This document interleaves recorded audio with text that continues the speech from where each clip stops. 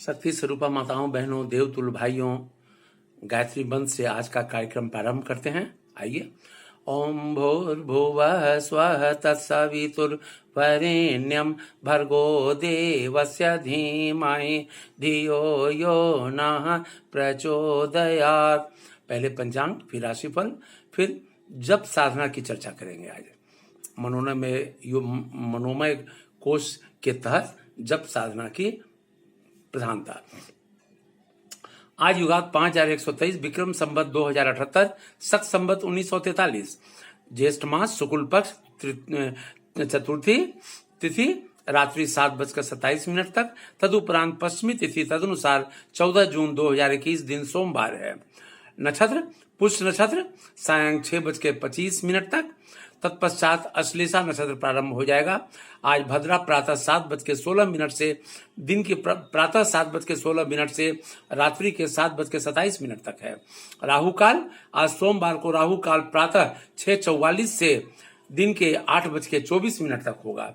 सूर्य वृषभ राशि में संचार करेंगे, चंद्रमा कर्क राशि में अहोरात्रि संचार कर रहे हैं। सूर्योदय आज सुबह 5:13 पर हो रहा है। सूर्यास्त सायं 6:47 पर होगा। दिशाशूल आज सोमवार को पूर्व दिशा की यात्रा शास्त्रों द्वारा वर्जित है, परंतु अत्यावश्यक होने पर दर्पण देखकर अथवा गायत्री मंत्र का मानसिक जप करते हुए यात्रा करने से वर्जना समाप्त हो जाती है। शुभ मुहूर्त अभिजीत मुहूर्त दिन के 11:31 से दिन के 12:26 तक। अमृतकाल दिन के 1:47 से दिन के 3:30 तक होगा। रविवार 20/6/21 को गायत्री जयंती और गंगा दशहरा है। इस उपलक्ष्य में हम लोगों के इस YouTube के चैनल पर एक विशेष कार्यक्रम हम लोग उद्बोधन देंगे। कार्यक्रम के तहत उसे सुनना आप अवश्य पसंद करेंगे, अवश्य सुनेंगे और एक लाइक करेंगे और हमारे इस YouTube चैनल को सब्सक्राइब भी कर लेंगे। ये था पंचांग। अब राशिफल। मेष राशि, आज आपका दिन मिला जुला रहने वाला है। व्यवसाय में घाटा भी हो सकता है, कुछ निराशा भी रह सकती है। कुछ दिनों के लिए यात्रा टालना बेहतर होगा। जीवन साथी के साथ समय अच्छा बीतेगा। कार्यालय में शुभ सूचना मिल सकती है। बुजुर्गों का ख्याल रखें। वृषभ राशि, आज खुशखबरी मिलने के आसार हैं। आर्थिक स्थिति बेहतर रहेगी। वैवाहिक जीवन मधुर होगा। आज काम धंधा अच्छा चलेगा। कारोबार में प्रगति होगी। छात्रों का दिन अच्छा रहने वाला है। मित्रों का सहयोग मिलेगा। मिथुन राशि, आज खुशखबरी मिलने के आसार हैं। युवाओं को नौकरी मिल सकती है। नौकरी वालों का दिन सामान्य रहने वाला है। खर्च पर नियंत्रण रखने की आवश्यकता है। खान पान में सावधानी बरतें। जीवन साथी के साथ मधुर संबंध रहेंगे। तनाव को टालने का प्रयास करें। कर्क राशि, किसी मित्र से काफी दिनों के बाद मुलाकात हो सकती है। व्यवसायियों के लिए आज का दिन अच्छा है। नए सौदे हो सकते हैं। धन लाभ के संकेत हैं। आज का दिन खुशनुमा रहने वाला है। मित्रों का सहयोग मिलेगा। सिंह राशि, रुके कार्य पूरे होंगे। प्रभु की आराधना में मन लगेगा। अनजान लोगों से सतर्क रहने की आवश्यकता है। सेहत ठीक रहेगी। तनाव रह सकता है। छोटी यात्रा के संकेत हैं। निवेश टालने का प्रयास करें। धर्म कर्म में मन लगेगा। कन्या राशि, व्यवसाय में प्रगति होती दिख रही है। वाणी पर संयम रखने की आवश्यकता है। धन लाभ के योग हैं। सेहत को लेकर सचेत रहने की जरूरत है। संतान पक्ष की दिक्कतें दूर होंगी। रिश्तेदारों का सहयोग मिलेगा। दाम्पत्य जीवन सुखमय होगा। तुला राशि, कार्य स्थल पर नए अवसर प्राप्त हो सकते हैं। सेहत के प्रति सचेत रहने की आवश्यकता है। कानूनी मामले आगे बढ़ेंगे। बुजुर्गों की सेहत को लेकर चिंता हो सकती है। मान सम्मान बढ़ेगा। वाहन सावधानी से चलाएं। कारोबार ठीक चलेगा। वृश्चिक राशि, आज आप बेहतर महसूस करेंगे। व्यस्तता बढ़ी रहेगी। पुराने विवाद उभरने के आसार हैं। जीवन साथी का सहयोग मिलेगा। संतान पक्ष से लाभ के संकेत हैं। सेहत ठीक रहेगी। सत्संग का लाभ मिलेगा।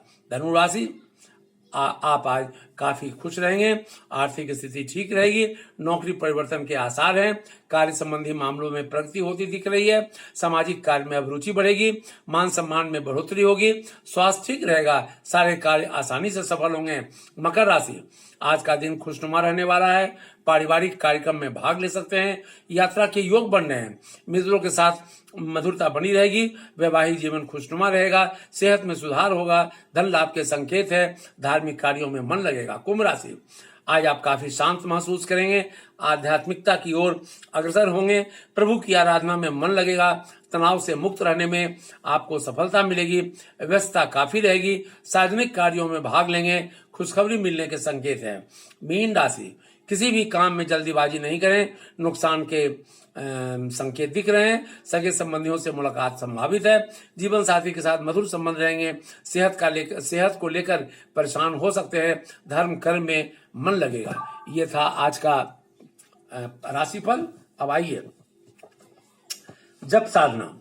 मनोमय कोष की स्थिति एवं एकाग्रता के लिए जप का साधन बड़ा ही उपयोगी है। इसकी उपयोगिता इससे निर्विवाद है कि सभी धर्म मजहब संप्रदाय इसकी आवश्यकता को स्वीकार करते हैं। जप करने से मन की प्रवृत्तियों को एक ही दिशा में लगा देना सरल होता है। गीता के अध्याय 10 श्लोक 25 में कहा गया है, यज्ञों में जप श्रेष्ठ है। मनुस्मृति में अध्याय 2 श्लोक 86 में बताया गया है, होम, बलि, कर्म, श्राद्ध, अतिथि सेवा, पाक यज्ञ, विधि यज्ञ, दर्शपौर्ण, मासादि यज्ञ सब मिलकर भी जप यज्ञ के 16वें भाग के बराबर नहीं होते हैं। महर्षि भारद्वाज ने गायत्री व्याख्या में कहा है कि समस्त यज्ञों में जप यज्ञ अधिक श्रेष्ठ है। अन्य यज्ञों में हिंसा होती है पर जप यज्ञ में नहीं होती। जितने कर्म, यज्ञ, दान, तप हैं, सब जप यज्ञ की 16वीं कला के समान ही नहीं होते। समस्त पुण्य साधना में जप यज्ञ सर्वश्रेष्ठ है। समस्त आत्मिक और भौतिक संपदाएं संयम मन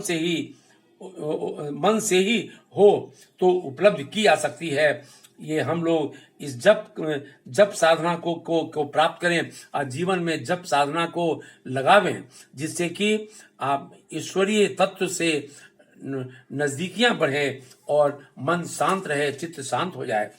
जप यज्ञ के संबंध में कुछ आवश्यक जानकारियां भी है जो हम लोग बताने जा रहे हैं। जप के लिए प्रातः काल एवं ब्रह्म मुहूर्त सर्वोत्तम काल है। 2 घंटे रात में रहने से सूर्योदय तक ब्रह्म मुहूर्त कहलाता है। सूर्योदय से 2 घंटे दिन चढ़े तक प्रातः काल। अब प्रातः काल से भी ब्रह्म मुहूर्त अधिक श्रेष्ठ है। जप के लिए पवित्र एकांत स्थान चुनना चाहिए। मंदिर, तीर्थ, बगीचा, जलाशय आदि एकांत में शुद्ध स्थान जप के लिए अधिक उपयुक्त है। घर में करना हो तो ऐसी जगह चुनना चाहिए जहां खटपट न हो। संध्या को जप करना हो तो सूर्यास्त से 1 घंटा उपरांत तक जप कर लेना चाहिए। प्रातः काल के 2 घंटे और सायंकाल का 1 घंटा, इन तीनों घंटों को छोड़कर रात्रि के अन्य भागों में जप करना उचित नहीं है, खासकर गायत्री मंत्र। जप के लिए शुद्ध शरीर और शुद्ध वस्त्रों में बैठना चाहिए। साधारणतः स्नान द्वारा ही शरीर की शुद्धि होती है, पर किसी भी अवस्था, ऋतु प्रतिकूलता या अस्वस्थता की दशा में मुंह धोकर या गीले कपड़े से शरीर पोंछकर भी काम चलाया जा सकता है। नित्य धुले वस्त्रों की व्यवस्था न हो तो रेशमी या ऊनी वस्त्रों से काम लेना चाहिए। जप के लिए बिना बिछाए न बैठना चाहिए। कुश का आसन हो, चटाई हो, घास के बने आसन हो, कुछ भी उपयुक्त हो। पशुओं के चमड़े, मृग छाला आदि आजकल उनकी हिंसा से प्राप्त होते हैं, इसलिए वे निषिद्ध हैं। पद्मासन में पालथी मारकर मेरुदंड को सीधा रखते हुए जप के लिए बैठना चाहिए। मुंह प्रातः पूरब की ओर, सायंकाल पश्चिम की ओर रहे तो अच्छा है। माता तुलसी की या चंदन की माला तुलसी की या चंदन की हो, और अगर शिव की या शक्ति की उपासना कर रहे हैं तो रुद्राक्ष का। कम से कम 1 माला नित्य जपना चाहिए। माला पर जहां बहुत आदमियों की दृष्टि पड़ती हो वहां हाथ को कपड़े से या गौमुखी से ढक लेना चाहिए। माला जपते समय सुमेरु माला के प्रारंभ का सबसे बड़ा केंद्र बिंदु जो दाना है का उल्लंघन नहीं करना चाहिए। 1 माला पूरी करके उसे मस्तिष्क या नेत्रों से लगाकर पीछे की तरफ उल्टा हो वापस कर लेना चाहिए। इस प्रकार माला पूरी होने पर हर बार उलट कर ही नया आरंभ करना चाहिए।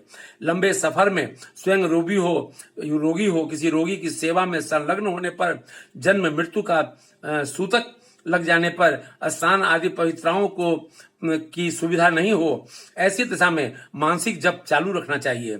मानसिक जप बिस्तर पर पड़े पड़े रास्ता या किसी भी पवित्र अपवित्र दशा में किया जा सकता है। जप नियत समय पर, नियत संख्या में, नियत स्थान पर शांत चित्त एवं एकाग्र मन से करना चाहिए। पास में जलाशय या जल से भरा पात्र अवश्य होना चाहिए।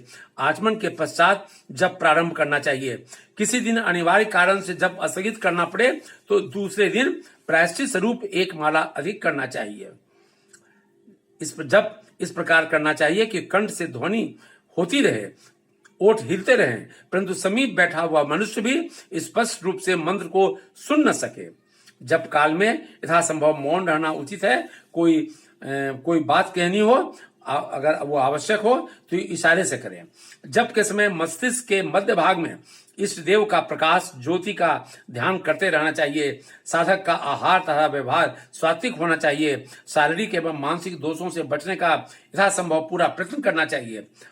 जप के लिए गायत्री मंत्र सर्वश्रेष्ठ है, परंतु गुरु द्वारा ग्रहण किया हुआ मंत्र ही सफल होता है। स्वेच्छा पूर्वक मनचाही विधि से मनचाहा मंत्र जपने से विशेष लाभ नहीं होता।